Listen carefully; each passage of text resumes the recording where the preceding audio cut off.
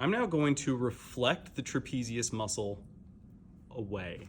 And that allows us to see the muscles that are deep to the trapezius. And I want to focus on two of them. This one here called the rhomboideus major, and then this one here called the rhomboideus minor. Now both of these muscles belong to what are called the scapular sling muscles, or the muscle group I should say. The rhomboideus major is obviously larger than the minor, but they are actually going to have very similar functions. In fact, it's the exact same functions. But if we look at their origins, they're both going to originate here on the spinous processes, which are the bumps on the vertebrae of the back. Rhomboideus minor originates at C7 to T1, while rhomboideus major is T2 down through T7. Then they're both going to come over and attach to the medial margin or the medial border of the scapula.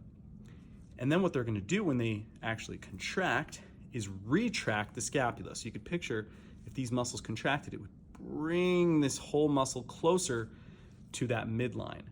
But they're also going to do what's called downward rotation. You can kind of picture, like, especially these fibers here. What they do is they grab down towards this inferior angle.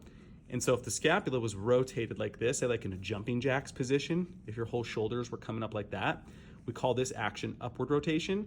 What would happen is these would bring it back down into downward rotation. So we have retraction as well as downward rotation of the scapula.